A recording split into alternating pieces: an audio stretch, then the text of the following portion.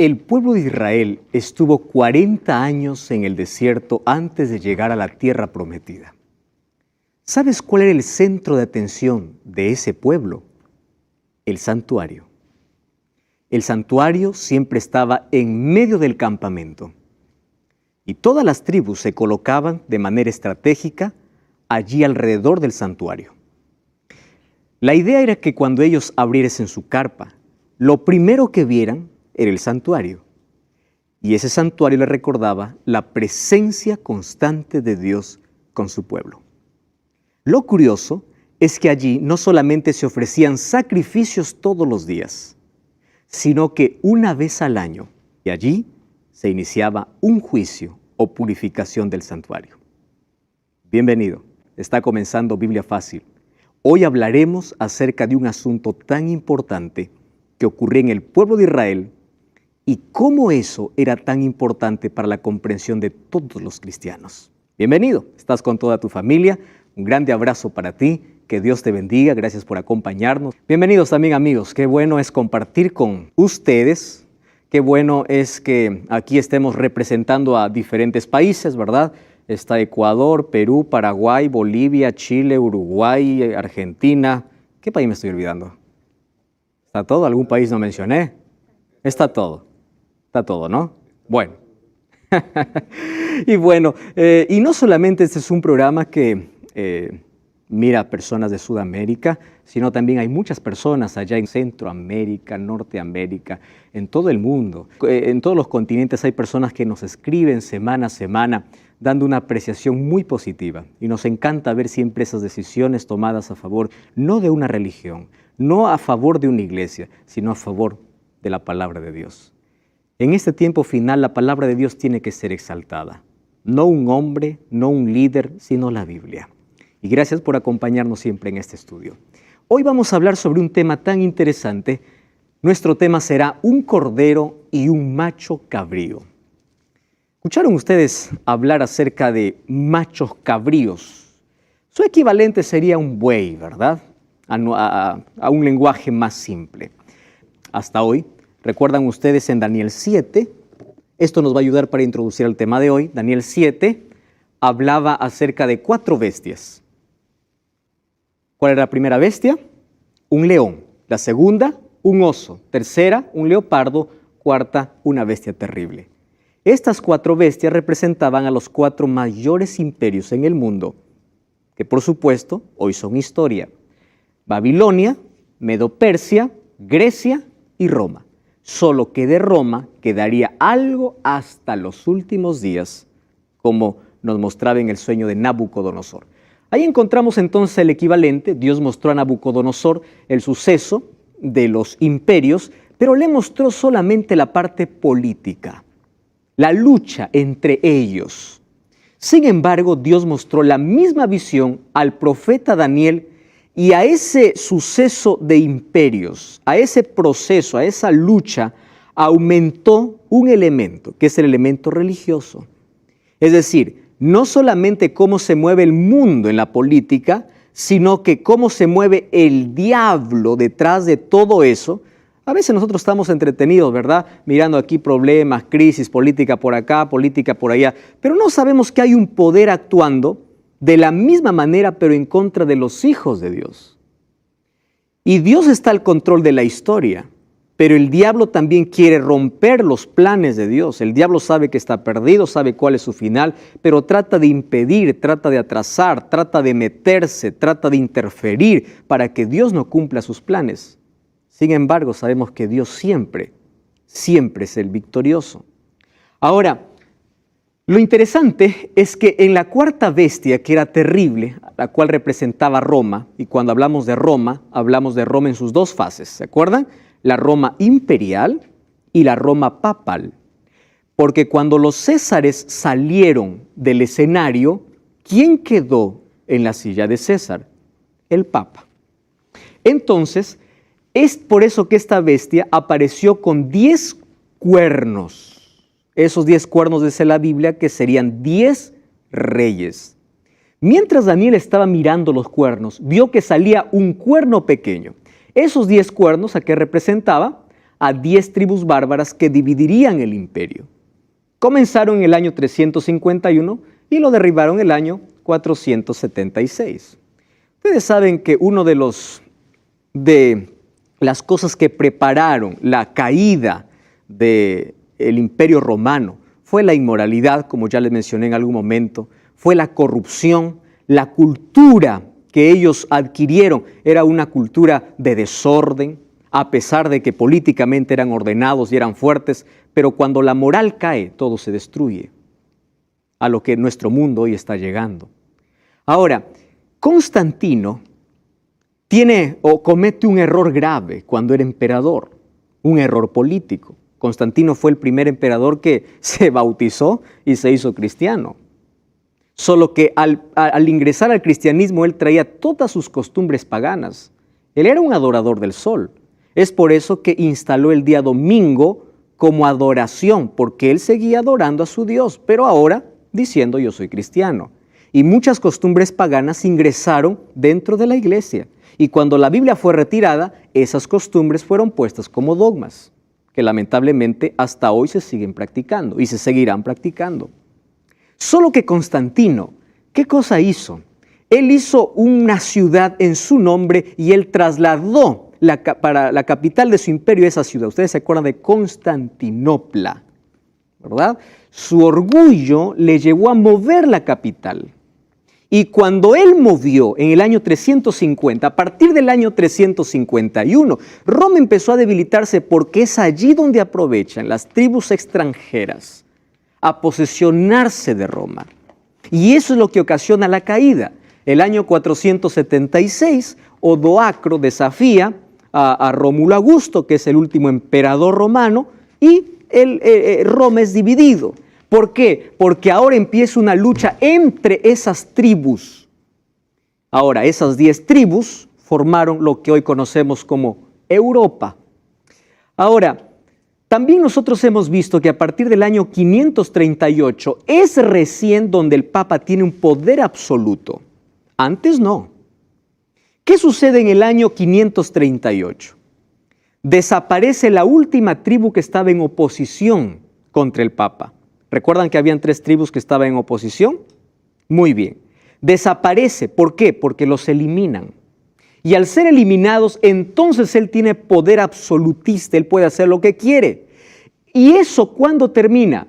Termina cuando Berthier, el general, toma prisionero al Papa Pío VI en el año 1798. Allí termina. Si nosotros sumamos entonces 538, ¿verdad? ¿Y cuántos años nos falta para 1798? Exactamente son 1260 años. Eso está comprobado, corroborado en la historia. Solo que eso estaba ya profetizado. No solamente en Daniel, sino también en Apocalipsis, que perseguiría a los hijos de Dios por tiempo, la mitad de un tiempo. Apocalipsis que dice 42 meses, 42 por 30 que trae cada mes, son 1260 días. Y 1200, si nosotros aplicamos día por año, como se debe aplicar en profecía, hoy lo vamos a ver eso, entonces da 1260 años. La profecía es exacta, totalmente. Ahora entramos al capítulo 8. Y en el capítulo 8 se nos presenta ya no los 4 imperios, sino 2. La pregunta es, ¿por qué ya no se presentan Babilonia? Porque Babilonia ya pasó a la historia. Ahora aparece bajo 2 nuevos símbolos. Recuerdan que estamos en parte profética. Y un símbolo no se debe leer o interpretar como se lee. Un símbolo se debe buscar un equivalente. Solo que aquí no necesitamos interpretar porque un ángel le da la interpretación a Daniel y le dice, mira, lo que te he mostrado o lo que tú has visto significa esto. Ahora aparece en el escenario 2 animales. Un carnero y un macho cabrío. Miren el capítulo 8 de Daniel. Vamos a abrir la Biblia. Daniel capítulo 8.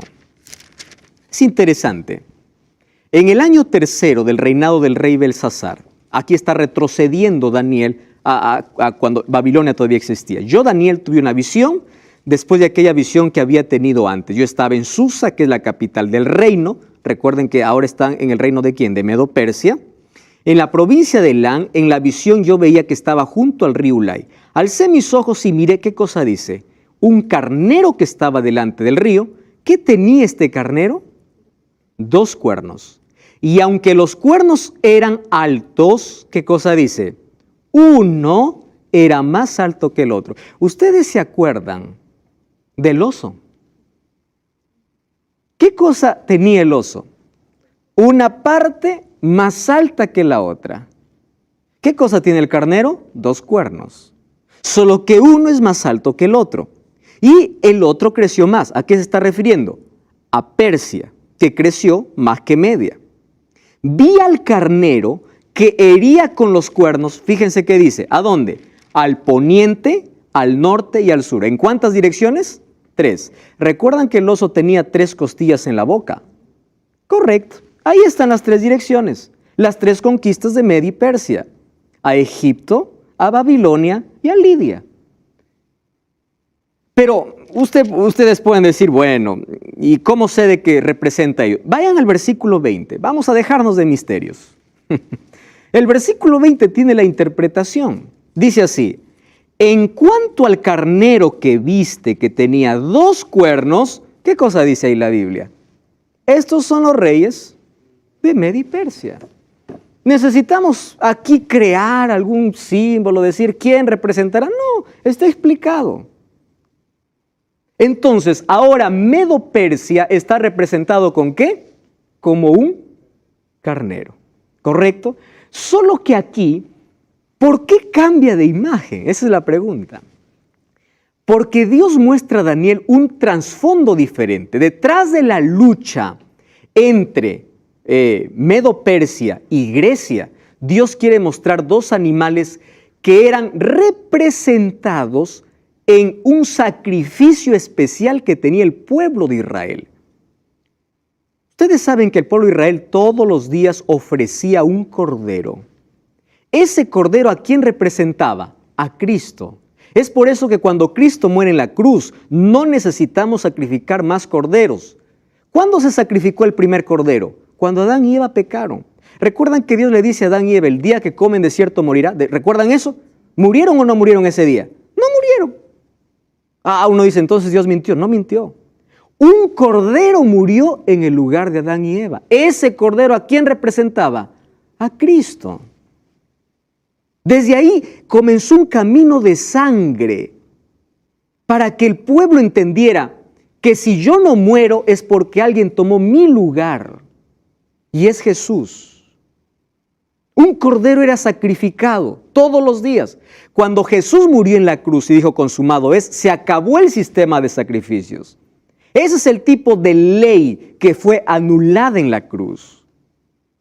Ceremoniales, ceremonias. ¿Recuerdan a Juan cuando vio a Jesús qué cosa dijo? Este es el Cordero de Dios que quita el pecado del mundo. El verdadero Cordero de Dios. Ahora, aquí es representado por un carnero que entraba en un día especial. Ahora lo vemos. Vamos a seguir en el versículo 2, ¿les parece? O en el versículo 3 de Daniel 8. No, mejor vamos al versículo 5. Mientras yo consideraba esto, ¿qué cosa venía? Dice, un macho cabrío. Wow. Ahora, ¿quién es este macho cabrío? Del lado del poniente sobre la faz de la tierra, y venía sin tocar la tierra.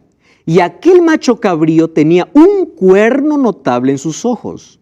Vino hasta el carnero de 2 cuernos que yo había visto en la ribera del río, corrió con furia, lo vi llegar junto al carnero, se levantó contra él, lo hirió con sus 2 cuernos, el carnero no tenía fuerzas para hacerle frente, lo derribó a la tierra, lo pisoteó y no había nadie quien lo defendiese. Versículo 8, el macho cabrío creció en gran manera, pero cuando estaba en su mayor fuerza, de aquel gran cuerno fue quebrado, y en su lugar salieron otros 4 cuernos notables hacia los 4 vientos del cielo.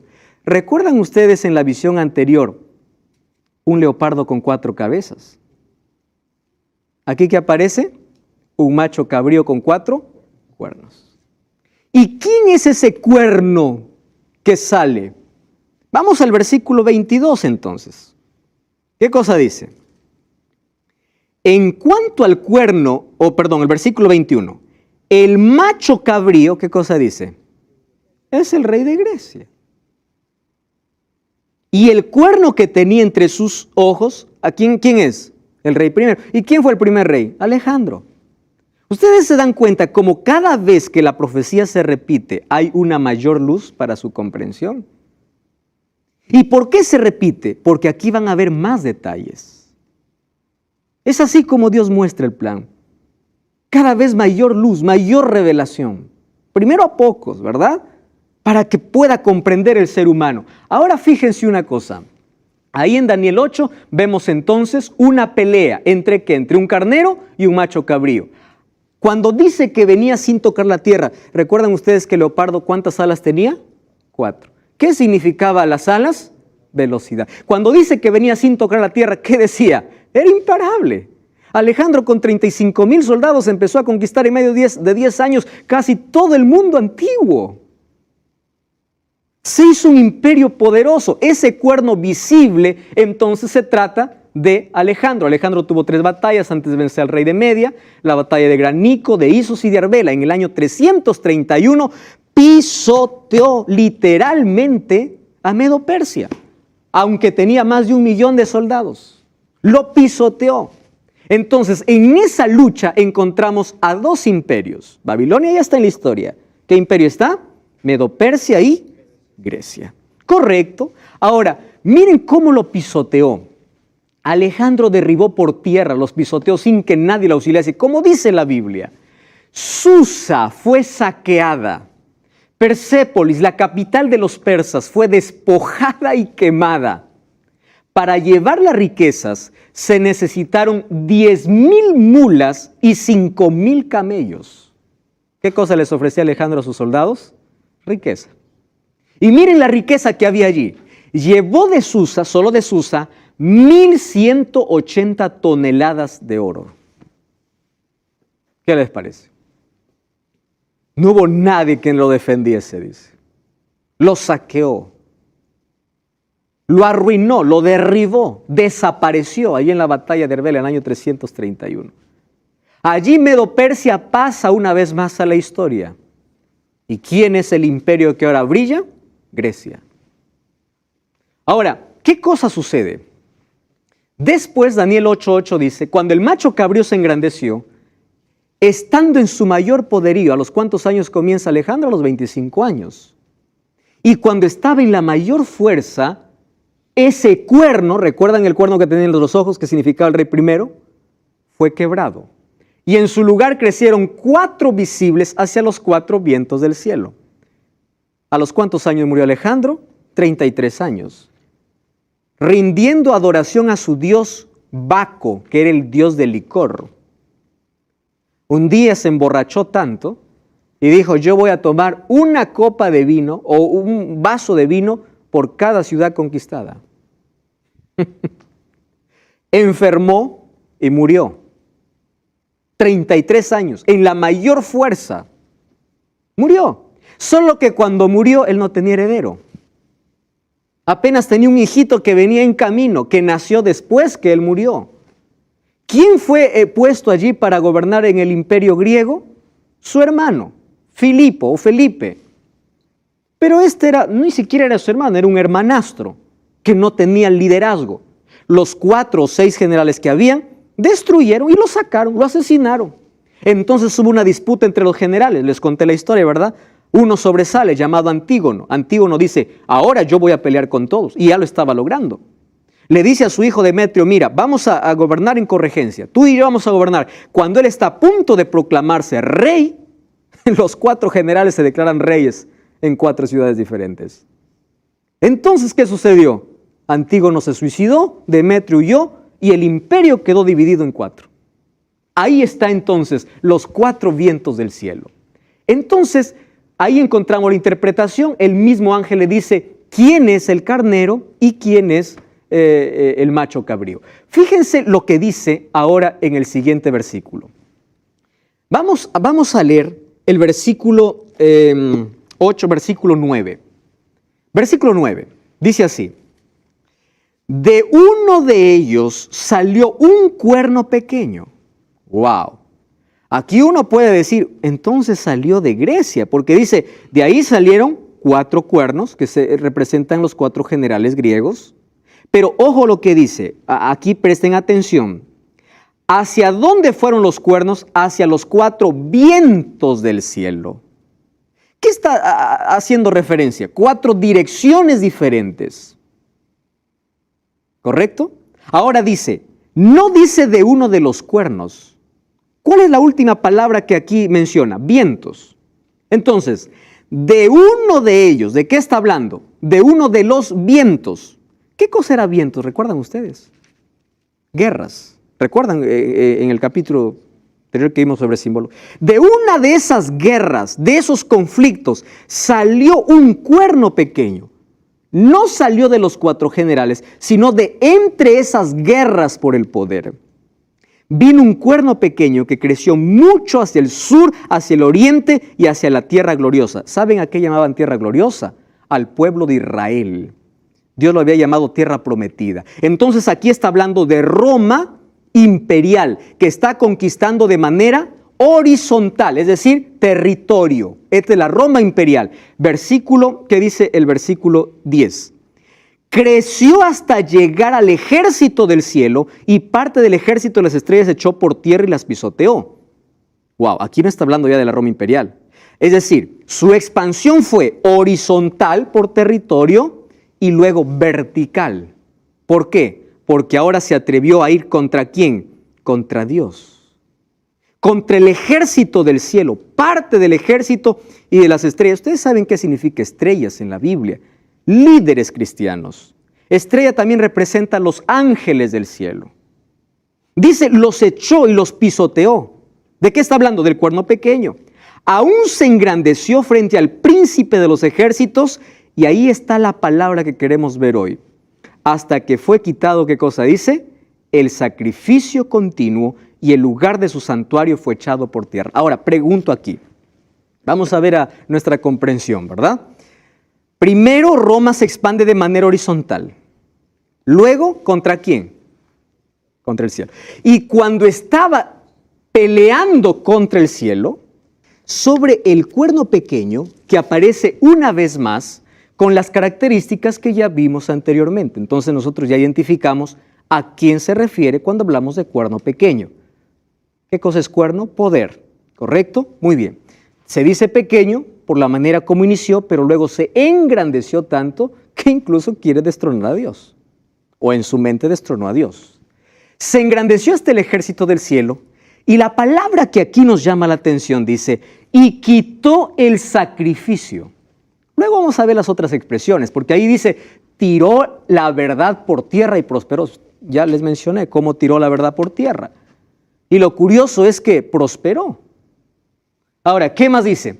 Aquí en Daniel 7, ese cuerno pequeño representa a Roma, entonces en sus dos fases, tanto pagana o imperial, cuando estaba conquistando territorialmente, y tanto la Roma papal, cuando estaba yendo en contra de Dios. Ahora, fíjense, para nosotros poder entender cómo el cuerno pequeño quitó el sacrificio diario, nosotros tenemos que ir al Antiguo Testamento. Yo les voy a contar, ahí tienen el texto, ustedes lo pueden leer y releer ahí en casa. Sin embargo, yo les voy a contar a qué se refiere cuando dice fue quitado el continuo sacrificio. Éxodo capítulo 29 nos habla de que el pueblo de Israel, ¿correcto? El pueblo de Israel hacía dos tipos o un sacrificio que se llamaba el sacrificio diario. Sacrificio diario significa continuo, es decir, sin cesar, continuamente, diariamente tenían que hacer esto. Ahora presten atención, ¿en qué consistía ese sacrificio? Ese servicio diario se podía subdividir en dos, una ofrenda por el pecado y una ofrenda por el pueblo. Ahora, presten atención. ¿Quién mató el primer cordero? Dios, en el jardín del Edén. Pero cuando estaba en el desierto, Dios quería enseñar a su pueblo a través de imágenes. Ustedes saben que nosotros aprendemos escuchando, viendo y haciendo. Y cuando uno ve, aprende, ¿verdad? Dios es tan maravilloso que empieza a explicar la salvación a través de dibujos, para que nuestra comprensión sea un poquito mayor que si solamente nos hubiese dicho. Y dice, haz un santuario. Eso les conté al comienzo. Y ese santuario tenía un modelo del modelo que estaba en el cielo. Eso veremos en el próximo capítulo. Cuando Moisés elabora el santuario, ese santuario tenía un atrio, que era la parte de afuera, ¿correcto? Un atrio. En ese atrio había un altar y un lavatorio. Luego había una puerta, cortina, y estaba el primer compartimento que se llamaba lugar santo. ¿Están entendiendo ahí? En el lugar santo habían 3 cosas. Estaba el altar de incienso, que era un perfume que día y noche estaba ardiendo.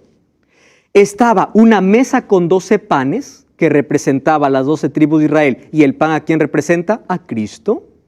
Y había también un candelabro con 7 brazos, que era Cristo. ¿A qué representaba el pan? A Cristo. ¿A qué representaba el candelabro? A Cristo. Es decir, todo el santuario, ¿a quién representaba? A Jesús. Afuera, ¿quién estaba? El sacerdote. Entonces, todo el año, el sacerdote ofrecía sacrificio.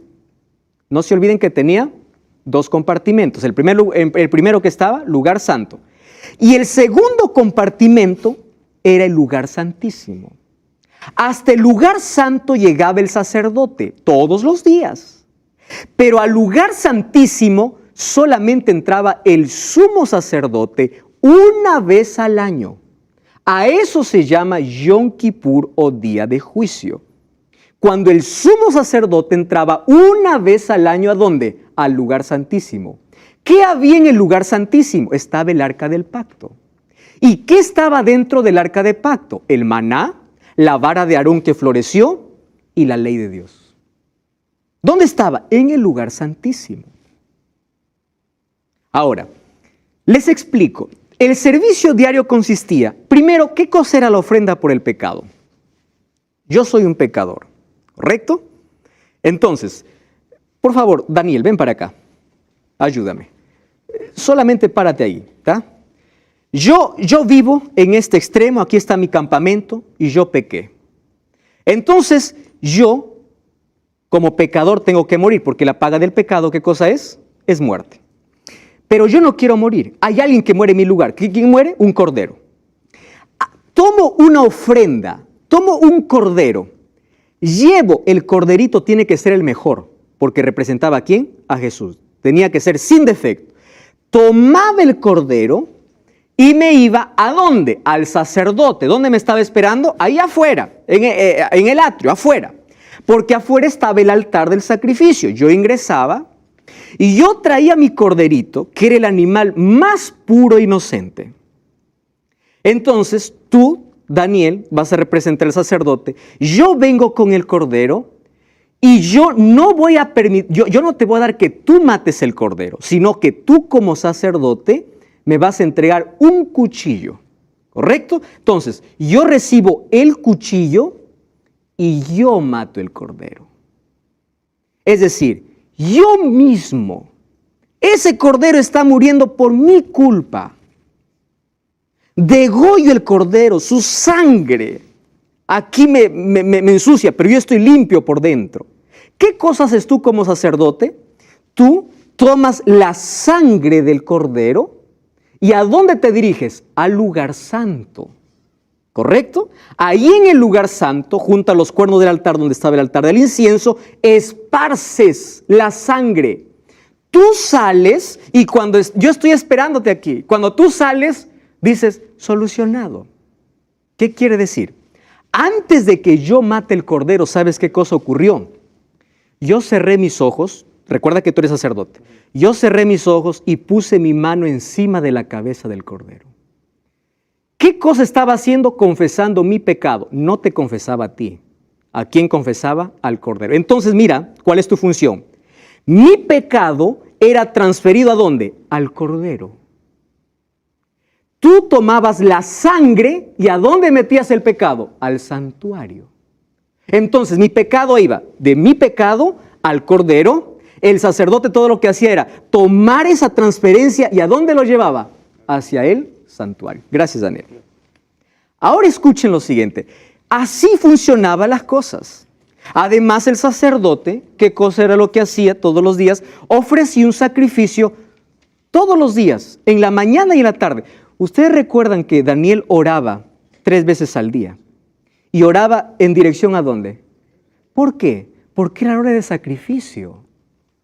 ¿Y por qué sacrificaba el sacerdote un cordero? Por aquellos que estaban tan lejos y no podían venir. Ahí había un cordero sacrificándose por ellos. Por aquellos tan pobres que no tenían algo que traer. Ahí había un cordero sacrificándose. Eso era ¿qué cosa? El servicio diario. ¿Comprenden? Ahora, mi pecado era transferido ¿a dónde? Al cordero. El sacerdote lo transfería ¿a dónde? ¿Dónde paraba mi pecado entonces? En el santuario. Entonces el santuario funcionaba como un tipo de almacén. ¿Correcto? Todos los días ingresaba simbólicamente el pecado. Eso era símbolo. Allí el sacerdote ingresaba, colocaba la sangre, volvía y era perdonado. Y ese cordero representaba a Cristo. Ahora, ¿qué sucedía entonces? Como todo el año entraba pecado al santuario, ¿qué necesitaba el santuario? Ser limpiado, ser purificado. Esa purificación se llamaba expiación o día de juicio. ¿Comprenden ese asunto? ¿Por qué día de juicio? Ese día era diferente. Allí no actuaba el sacerdote. ¿Quién entraba en escena? El sumo sacerdote. ¿Qué hacía el sumo sacerdote? Él traía un becerro, traía un carnero y primero tenía que purificarse él, pedir perdón por él y por su familia. Porque él ahora no ingresaba al lugar santo, sino ¿a dónde? Al lugar santísimo. ¿Y qué descendía al lugar santísimo? La Shekinah, la gloria de Dios. Ahí estaba Dios. Entonces el sumo sacerdote tenía que purificarse. ¿Qué cosa ocurría ese día? ¿Por qué era diferente? De paso, había un solo día al año y ese día tenía que hacerse. Era el 10º día del 7º mes, que era el mes de Tishri. Para nuestros días sería el 22 de octubre de nuestro calendario. Esa era la fecha. Recuerden que este es calendario judío, nosotros tenemos el calendario gregoriano. ¿Correcto? Ahora, ese 22 de octubre era día de expiación. ¿Qué sucedía entonces en el servicio anual? Esos los detalles están en Levítico capítulo 16. En ese servicio anual traían 2 machos cabríos y echaban suertes. Uno era para Jehová y el otro era para Azazel. Azazel era el nombre de Satanás que se daba allí. Entonces, quien salía sorteado por Jehová moría. ¿Correcto? Moría, lo mataban. Solo que la sangre de ese macho cabrío por Jehová ya no entraba como transferencia porque era sangre limpia. Recuerdan que la sangre que hacía ingresar el sacerdote estaba contaminada porque llevaba mi pecado. Este macho cabrío no lleva el pecado de nadie. Es puro. El sumo sacerdote toma la sangre del macho cabrío y ¿a dónde se dirige? Ya no al lugar santo, al lugar santísimo. En el lugar santísimo, allí empieza a esparcir 7 veces la sangre. Sale, después que ha hecho expiación, obviamente ha pedido perdón por él y por su familia. Sale, y cuando sale empieza a hacer lo mismo con cada mueble del santuario. ¿Qué está haciendo el sumo sacerdote? Purificando. ¿Con qué se purifica? Con sangre. Sangre limpia, ya no contaminada. Cuando sale el sumo sacerdote, el pueblo está fuera asustado, porque es un día de juicio. Quien no estaba preparado moría. Entonces, cuando sale el sumo sacerdote, ¿quién viene? El otro. ¿Recuerdan el otro animalito? ¿Por quién fue sorteado? Por el que representaba a quién, al diablo.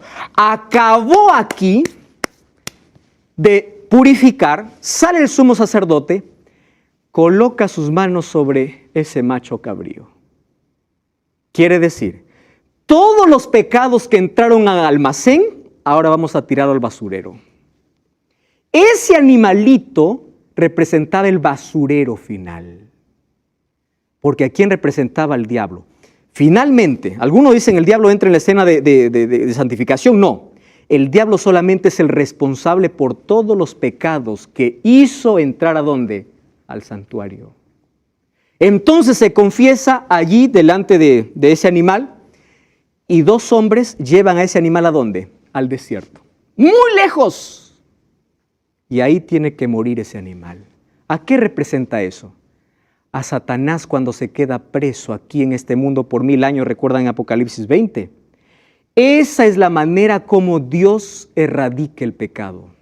Así los enseñaba al pueblo. Ahora fíjense, en ese día de purificación, en ese día se santificaba o en ese día se purificaba el santuario. ¿Qué cosa hizo el cuerno pequeño? Tiró. ¿Qué significa tirar? Sacar. ¿Por qué? Porque él instituyó un propio santuario cuando ya no era necesario. Cuando Cristo murió, acabaron los sacrificios, acabaron los sacerdotes. Pero el cuerno pequeño hizo su propio santuario y echó por tierra porque falsificó el sistema del santuario. ¿Cómo lo falsificó? Ahora, Cristo era quien perdonaba pecados, ya no un cordero ni un sacerdote. Entonces, ¿qué cosa hizo el cuerno pequeño? En lugar de dirigir a la gente hacia Jesús, ¿a quién lo dirige? A un sacerdote humano. Eso significa echar por tierra el sacrificio de Cristo. Cada vez que se celebra la misa, miren, el sacrificio de Cristo y el sacrificio de la Eucaristía y la misa son un solo sacrificio. La víctima es una y la misma. La misma es ofrecida inmediatamente el oficio de los sacerdotes, quien entonces se ofreció al mismo en la cruz. Solamente la manera de ofrecer es diferente. En ese sacrificio divino que es celebrado en la misa, el mismo Cristo que se ofreció a sí mismo en una manera cruenta, en la cruz ahora es ofrecido de manera incruenta. ¿Qué dice el sacerdote? En cada misa nosotros aquí convertimos el pan en el cuerpo. Convertir.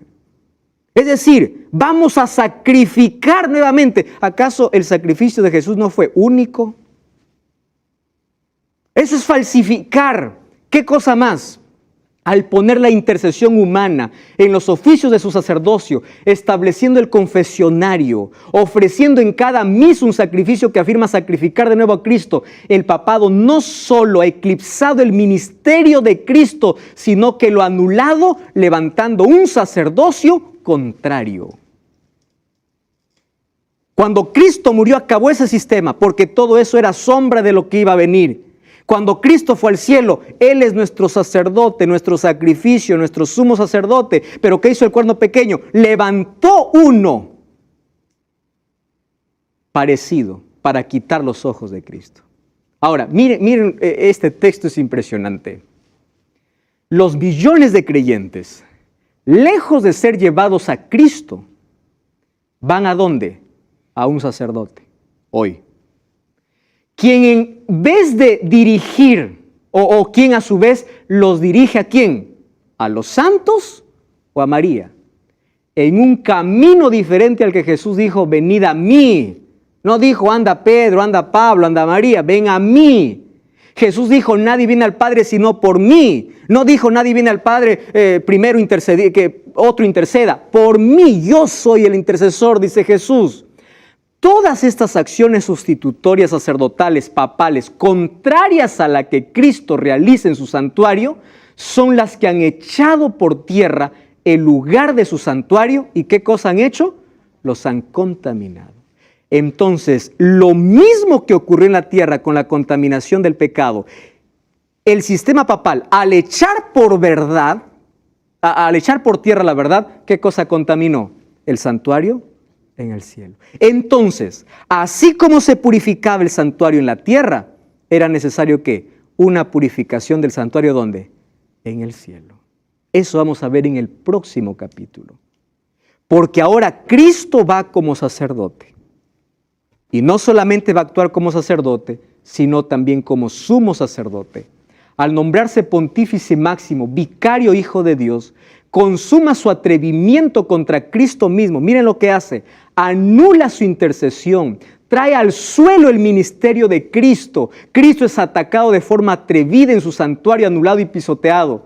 Es así como se consumó la abominación desoladora, adulterando todas las verdades tocantes a la salvación provista por Dios mediante el sacrificio de Jesucristo. Eso es lo que la Biblia llama abominación.